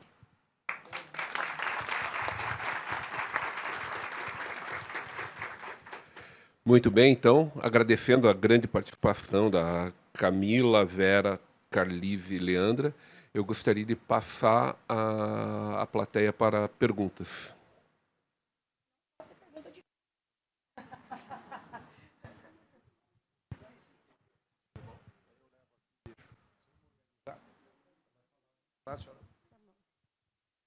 E vamos limitar a 4 perguntas em razão do adiantado do horário. Posso falar? Bom dia. Eu sou Thaís, eu sou do Sindicema, que é o Sindicato de Servidores de Meio Ambiente de Minas Gerais. Primeiro, eu queria parabenizar a mesa e a organização do evento. Eu acho que esse é um tema fundamental, principalmente para nós, mulheres, que estamos construindo espaços políticos, né? É muito importante que a gente consiga debater sobre isso. Acho que as falas foram muito boas. Tenho discordâncias, e acho que, como a Leandra colocou, é fundamental que a gente consiga colocar nossas discordâncias de forma fraterna e que a gente consiga dialogar sobre elas. Queria trazer um pouco delas aqui. Eu acho que é fundamental a gente ter um debate onde a gente consiga tratar que qualidade importa, sim. Então, eu fico pensando assim, eu quero mais mulheres na política, mas eu não quero qualquer mulher.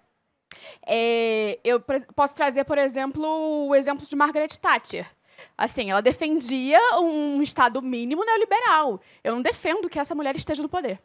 Então, assim, não é qualquer mulher que tem que estar e que eu quero que esteja nos locais de debate de poder.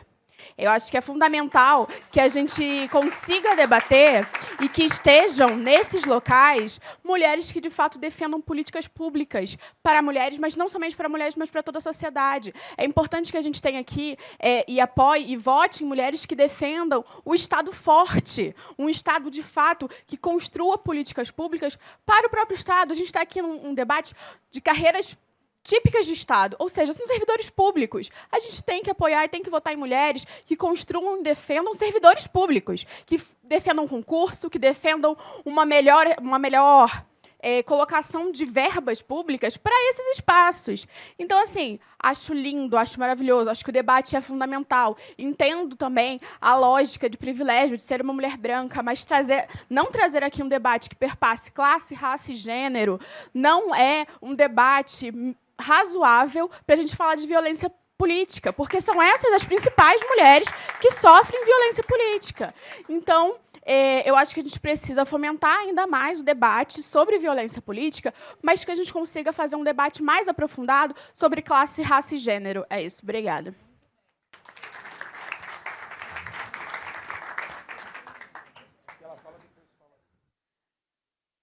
Boa tarde, meu nome é Marilene, eu sou do Sindicato dos Auditores da Receita Estadual de São Paulo e diretora do Sinafresp.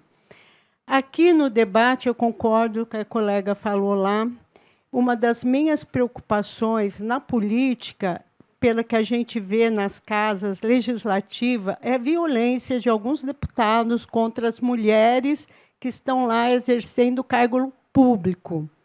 Como incentivar as mulheres e como vocês que já são deputadas, presidente de partido, vereadoras, como podemos nos unir para mostrar que esses homens parar com isso? Porque chega de violência contra as mulheres, chega de um homem deputado ir lá e agredir uma mulher. E eu vi que a deputada também, que uma das minhas grandes preocupações são os 60 a mais. E, por isso, eu gostaria de perguntar para a senhora como que está isso, na sua visão, dentro da Câmara Legislativa e mais para as mulheres 60 a mais. Muito obrigada.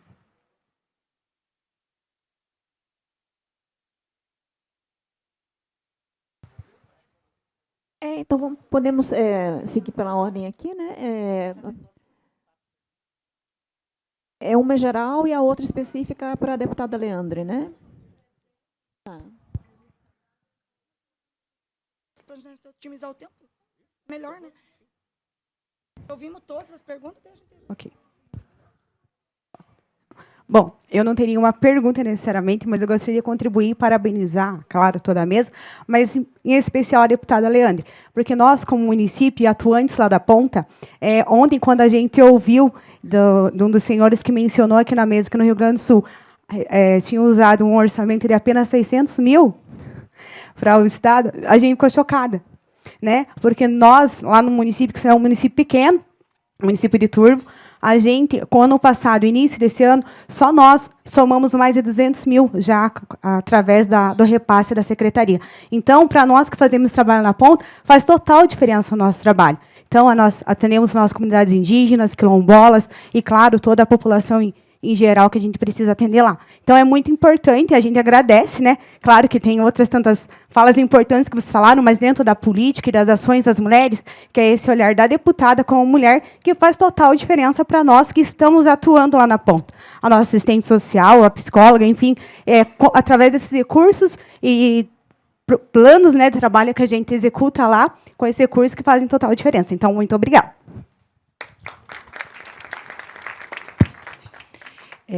Meu nome é Ana Sofia da Fonseca Pereira, eu sou analista jurídica do Ministério Público do Estado de São Paulo e sou tesoureira da JUMP.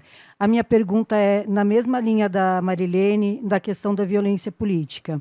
A gente, quando assiste várias sessões da Câmara dos Deputados, ou das Assembleias Legislativas, ou das Câmaras dos Vereadores, por aí afora, a gente vê um tipo de violência política contra a mulher se replicando nesses espaços, que é de cortar o microfone no tempo de fala que as deputadas têm.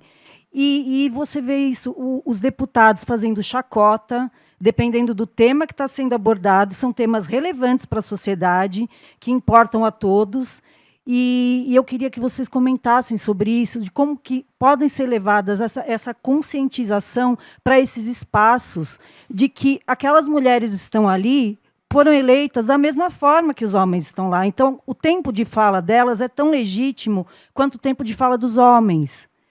E isso daí não poderia nem ser incentivado, quanto mais replicado pelos outros espaços por aí afora. Então, eu queria que comentassem sobre isso. vamos encerrar as perguntas agora para que elas possam responder devido ao horário. E avisando que talvez em 5 minutos a Camila tenha que sair também, porque ela tem... elas também precisam. Vamos... Isso. Elas vão responder e em seguida nós já nos despedimos. Muito obrigada pelas perguntas. Eu acho que é extremamente necessário quando a gente fala a respeito de debate interseccional. Não existe política pública a ser construída sem que essa política tenha esse plano de fundo. Tenha raça, gênero e classe. Inexiste. E toda política pública deve partir dessa mesma lógica, porque nem todo mundo parte do mesmo lugar. E quando a gente vê a questão da Câmara Municipal de Curitiba, por exemplo, vou dar o exemplo das 4 vereadoras, nós somos em 5 vereadores na oposição. São 38 vereadores na casa, 5 da oposição, e nós somos em 4 mulheres. Cada mulher que ocupa esse espaço na oposição, elas sofrem violência de uma forma diferente. A violência que é atribuída a mim, enquanto uma mulher branca, que teve privilégios, é uma violência muito mais atrelada a ser uma mulher jovem. Nós temos a vereadora Geórgia, que é uma vereadora negra, do axé e lésbica. A ela são atribuídas violências com relação à sua identidade, né, à sua orientação sexual e também à sua cor, à sua raça. E também à sua religião. Nós temos uma vereadora que é professora da rede pública de ensino. E ela também é, muitas vezes, menosprezada pela sua profissão, pelo trabalho que ela traz, né, pela educação de Paulo Freire, que ela pauta na Câmara Municipal de Curitiba. E nós temos a vereadora Wanda de Assis, que é uma vereadora nordestina, que sofre constantemente o que a gente traz como xenofobia.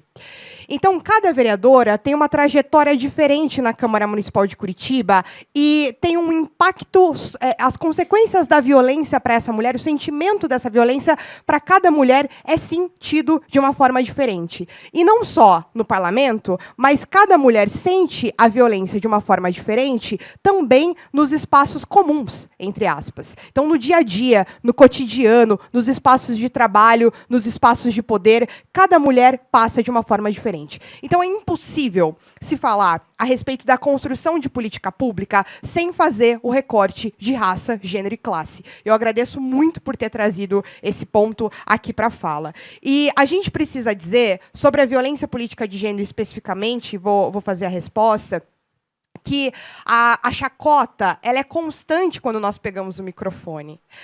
Lá na Câmara, constantemente, enquanto as mulheres estão defendendo algum tema, os homens se reúnem em uma bolinha e eles ficam constantemente rindo dessas mulheres. E lembrando, nós somos em 5 da oposição, 4 são vereadoras. Eles pegam o microfone e eles falam, eu só respeito o vereador. É com o vereador que eu consigo dialogar, é com ele que eu consigo falar. É óbvio, ele é homem. É claro que vocês vão usar o microfone para falar que vocês conseguem conversar com eles. E as violências também internas. Uma vez, eu assinei uma CPI que investigava um vereador que supostamente saiu uma matéria que supostamente ele estaria envolvido em um esquema de corrupção com a saúde. Assinei a CPI para abrir investigação contra esse vereador, que nunca foi para frente, teve poucas assinaturas. Esse vereador me encontrou no corredor, quando eu estava saindo do plenário até o gabinete. Ele me encontra no corredor, ele vem para cima de mim, ele dá de dedo na minha cara e ele fala, vereadora, a senhora, como uma pessoa formada em direito, sabe muito bem que eu não posso responder por isso e quem você pensa que é para assinar essa CPI? Até hoje, eu tento as câmeras de segurança da Câmara Municipal de Curitiba para mostrar para as pessoas o que eu sofri e conseguir fazer valer essas questões. Muito pelo contrário. Após esse ato, eu fui chamada na sala do presidente. Fui colocada frente a frente com esse outro vereador e foi falado, Camila, peça desculpas ao vereador, vereador, peça desculpas a Camila. É assim que a violência política de gênero, infelizmente, é solucionada na Casa de Leis. E a gente precisa dizer que quanto mais essas mulheres forem silenciadas, porque ontem mesmo um vereador questionou em plenário a competência que eu tinha, não, mas ele questionou um parecer que eu fiz para ele num projeto dele na Comissão de Constituição e Justiça. Eu fiz um parecer devolvendo um projeto dele, falando que ele, né, tinha que fazer algumas correções, e esse vereador usou o momento de fala dele na Câmara ontem e disse: uma certa vereadora do PSB, pela qual não vou citar o nome, porque se eu citar ela vai sair falando por aí que ela é vítima de violência política de gênero ou outras questões, foi contra um projeto meu, e eu acho que isso foi extremamente ir contra o meu projeto só por conta do meu partido, da minha ideologia. Quando, na verdade, não. Quando, na verdade, nosso parecer técnico tinha mais de 5 laudas. E a gente exemplificou muito bem o motivo para acatar a inconstitucionalidade parcial material daquele projeto. E aí, eu tive que ouvir de alguns outros vereadores que isso era mimimi, isso era vitimismo, que a violência não existe. Constantemente, quando a gente diz que a violência existe, os outros parlamentares começam a rir. Essa semana na CCJ, um vereador olhou para mim e falou: já começou de show, vereadora. Isso é constante. Antes fosse apenas um único dia que a gente passasse por isso. Seria muito mais fácil de ser combatido. Mas a violência política, ela já é naturalizada no nosso cotidiano, seja de maneira explícita, seja de maneira velada. E, infelizmente, a gente, às vezes, eu estava falando com o Bruno, que é o nosso chefe de gabinete, com a Marina, também nossa assessora. Ontem eu estava mandando mensagem enquanto a sessão acontecia. E aconteceu comigo o que eu acho que não pode acontecer com nenhuma mulher. Eu comecei a me questionar se aquilo era violência mesmo. Eu perguntei para o Bruno: será que eu estou ficando maluca? Será que eles estão certos e eu que estou errada? O Bruno falou para mim: é só você ver a forma que o vereador homem da oposição é tratado e a forma que as outras 4 mulheres são tratadas. Eu falei: é verdade. E é difícil, é constante, mas é árduo, mas é necessário. Se não fossem essas mulheres que se levantam todos os dias, que não aceitam o silenciamento e que olham para o rosto desses homens e dizem: coloque-se no seu devido lugar, porque o seu lugar não é de afrontamento contra o meu corpo, a gente vai ter constantemente violências sendo ainda respaldadas. É necessário que o Poder Judiciário esteja ao lado das mulheres. É necessário que as instâncias estejam ao lado das mulheres. Só assim a gente combate verdadeiramente a violência. Sem silenciamento, com mulheres denunciando, e a gente precisa dar força, amparo e condições para que essas mulheres denunciem. Porque, com base na interseccionalidade, cada mulher tem uma dificuldade maior ainda para conseguir fazer as denúncias, porque as consequências dessas denúncias são diferentes para cada mulher que ousa levantar a voz. Muito obrigada pela participação, muito obrigada pela escuta. Nosso gabinete segue à disposição lá na Câmara Municipal de Curitiba. Constantemente eu sou chamada de louca, de brava, né, da vereadora que, enfim, não teima com todo mundo, mas eu acho que esse é um espaço necessário de ser ocupado e precisava ser ocupado por alguém. Que seja por uma mulher de 25 anos que é constantemente chamada de menina. É importante, cada uma de vocês que são servidoras de carreira, já passaram por isso em algum momento da carreira de vocês, porque sei que começaram muito novas, muitas de vocês nessas carreiras, e a gente valoriza sempre o serviço público de qualidade, sempre ao lado das mulheres, que se não fosse o serviço público atuando nos estados, a gente não conseguia fazer política pública. Muito obrigada, e eu vou me ausentar, porque eu...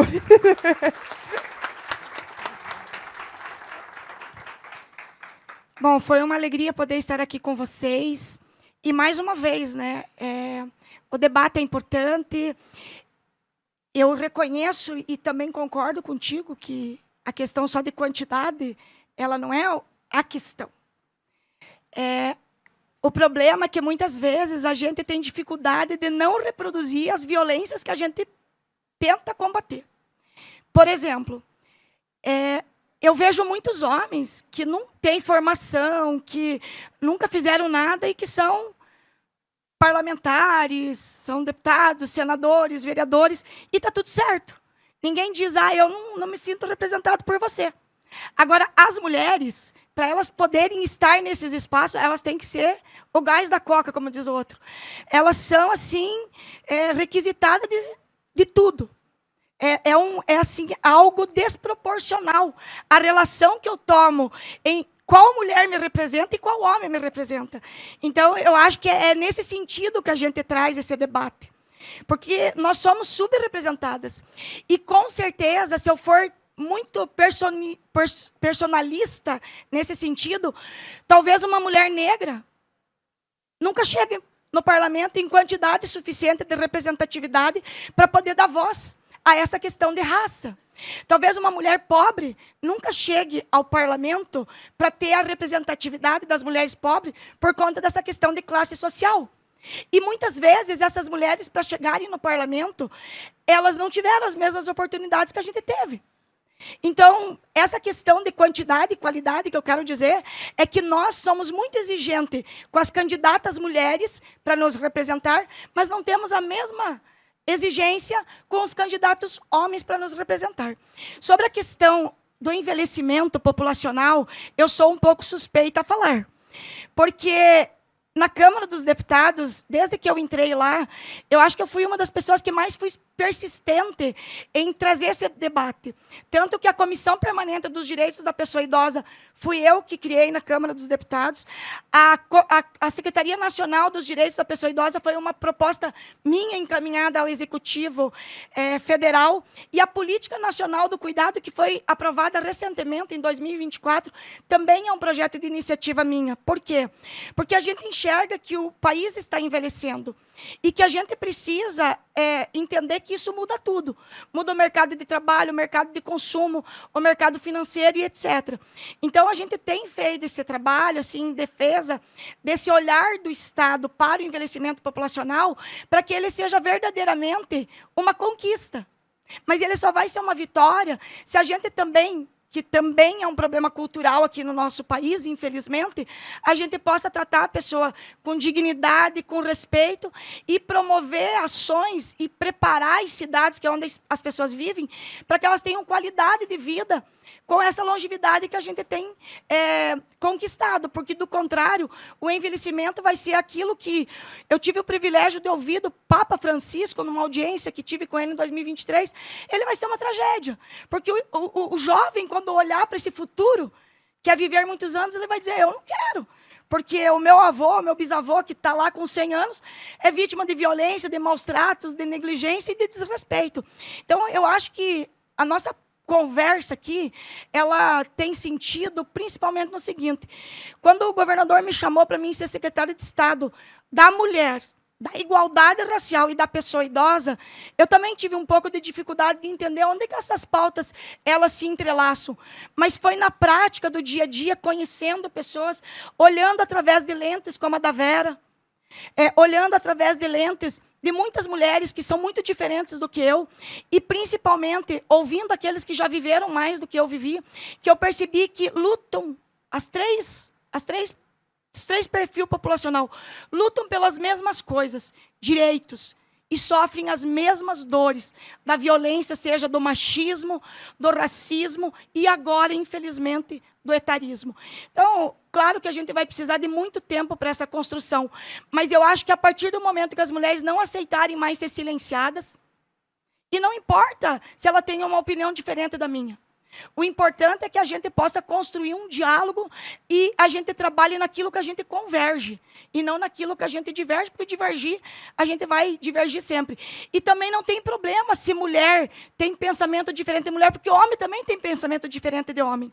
A questão é a gente poder ter esse respeito e poder somar naquilo que a gente tem possibilidade de trabalhar junto. Então, quero também grandemente agradecer a todos vocês, parabenizar a vereadora Carlise, que é procuradora da mulher na Câmara de Vereadores, mais uma ação que nós tivemos que criar, justamente para poder garantir o exercício do mandato para as parlamentares.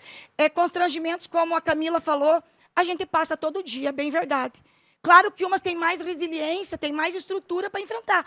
Agora, aquelas que não têm, eu vou deixar elas ao léu? Eu não posso, porque eu não estou lá para defender as mulheres que têm as mesmas condições que eu. Eu estou lá para dar voz para aquelas que estão aqui e que não conseguem chegar lá. Muito obrigada, um excelente evento para todos vocês. Eu também preciso pedir licença, porque eu tenho um compromisso a 1h30 na Lapa, e daqui lá dá uns 80 quilômetros. Obrigada, gente. Bom dia. Obrigado. Obrigada. Eu quero dizer que Primeiro que eu fico muito feliz aí fico muito feliz aí com as perguntas. De fato, a gente não trouxe, porque quando a gente fala de violência contra a mulher, a gente engloba todas as mulheres. E a divergência de opinião, ela faz parte da nossa democracia. Se a gente está no Estado democrático, eu tenho que respeitar quem pensa diferente de mim. Da mesma forma, quando existe o debate dentro de uma Câmara, a gente toma muita cautela, mas muita cautela na apreciação do que foi violência política de gênero e o que foi divergência de opinião. Por quê? Porque nós, mulheres, demoramos muito tempo, como foi relatado aqui, para conquistar muita coisa. A Lei Maria da Penha, a Lei de Violência Política de Gênero. E se a gente, às vezes, banalizar, não estou dizendo que a vereadora Camila banalizou, eu estou dizendo que se, às vezes, a gente tudo levar para a violência política de gênero, a gente pode levar a uma banalização das leis. Então, a Procuradoria ela é composta por 3 vereadoras, de 3 partidos, inclusive da esquerda também. Eu sou de direita, a Rafaela é centro e a Wanda de Assis, a vereadora Wanda de Assis, de esquerda. A gente sempre toma muito cuidado para que a gente... Foi violência política de gênero? Não foi. A gente tem dúvida, a gente busca ajuda, encaminha para a corregedoria e aí é apreciado e a gente acompanha todo o processo. Então, é lógico que a gente sempre vai estar lutando constantemente contra qualquer tipo de violência. Aqui no Brasil, nós tivemos 1.460 mulheres vítimas de feminicídio. Nós não temos o que comemorar. No Paraná, reduziu 20%. Temos que comemorar? Não, porque teve mulher vítima de feminicídio.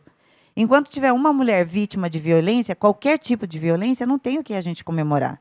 Agora, a gente tem que continuar lutando, incentivando a mulher a participar, tendo coragem, como a Vera teve, enfrentou desafios, enfrentou. É lógico, não tenha dúvida que a mulher negra ela vem sofrendo um preconceito muito grande ao longo da história. E nós temos que combater isso, porque a gente tem que ver as pessoas como humanos, não como cor. E nós temos que tentar ajustar o máximo possível essas desigualdades para que a gente possa viver num país melhor, para que a gente possa envelhecer melhor. E eu falo, eu não sou de 60 a mais, eu sou 50 a mais já, eu vejo assim, o quanto nós temos que respeitar a história, o caminho pavimentado por todos vocês. Olha a história da Vera, que linda, sabe? Tem que pavimentar mesmo, mais mulheres no futebol, onde ela quiser participar. Nós temos que incentivar e pegar esses exemplos e trazer, né, as batalhas que a Vera já sofreu para que outras mulheres negras não passem por isso. Outras mulheres que querem participar, independente da cor do futebol, não passem por isso, sabe? Envelheçam e tem um time lá, sênior, para ela poder participar. Lógico que a desigualdade ela correr com uma menina de 20 anos que tem fôlego. Da mesma forma que para mim, como desigualdade, eu tenho que competir com um homem, né, por mais que se sinta mulher, tem que ser respeitado. Não sou transfóbica, mas eu falo que todos os espaços têm que ser respeitados de acordo com o que a biologia diz. Então, eu defendo muito a participação de todos na sociedade. Eu falo que a gente tem que aprimorar mais ainda a política do idoso. Nós temos que... o Brasil tem que evoluir muito. Essa semana eu estava conversando com o pessoal da Coreia do Sul, como o idoso é tratado lá. Eu fico feliz quando a deputada Leandre Dal Ponte, ela é uma das pioneiras, né, nessa luta de condomínios do idoso, para que a gente possa ter mais incentivo, qualidade. Mas lá, por exemplo, na Coreia, o governo dá um condomínio para o idoso, ele passa a ter um apartamento monitorado 24 horas, ele tem consulta, tem tudo, alimentação balanceada, tudo dentro desse condomínio. E se o idoso que está dentro do apartamento não comparecer para uma consulta, eles vão até o idoso e buscam. Olha o quanto a gente tem que evoluir, quanto a gente tem que crescer em respeito às pessoas. Então, eu como presidente de um partido do PL Mulher, no Paraná, representando as mulheres, como procuradora, como vereadora, como estou, eu vou sempre incentivar a participação de todas as mulheres. E nós precisamos de mulheres negras, nós precisamos de mulheres mães solo, nós precisamos de todas vocês. Por isso que eu falo, tem que ter coragem de vir. Como a Vera, para mim, é um exemplo. Hoje, assim, ó, todo dia eu aprendo e saio com o exemplo de alguma mulher que eu tenho que seguir. Eu vou lembrar de você, Vera, por muito tempo. Porque eu vejo assim, o quanto a mulher contribui. E o quanto, às vezes, vocês têm histórias lindas que podem contribuir e fazer com que outras pessoas que estão em posição de poder e decisão, elas possam, às vezes, ser inspiradas com a história de vocês. Porque, às vezes, a gente tem políticos bem intencionados, mas eles não estão inspirados. Então, venham participar, tomem coragem e vamos para a luta.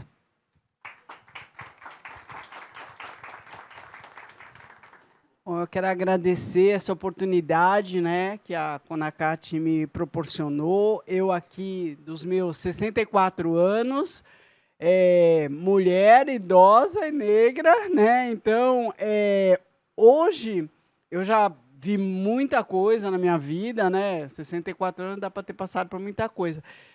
E vi mulheres brilhando aqui hoje. Isso, para mim, foi muito importante. E meu sonho, né, é ver as mulheres negras nesses espaços. Aí, quando eu não consigo ver, se eu tenho a oportunidade de estar aqui, eu sei que tem muitas, tem a comunidade negra toda, eu estava recebendo mensagem, cadê, onde está sendo transmitido, né? E tem uma mulher negra aqui, meu colega aqui, ó, parabéns. Você veja, é a questão da representatividade. E eu sei que eu, estando aqui, eu estou representando toda a minha ancestralidade, toda a minha comunidade. Só agradecer, então. Muito obrigada. Então, nós agradecemos as nossas convidadas desse painel e também ao público que aguardou até agora, né? Então, vamos encerrar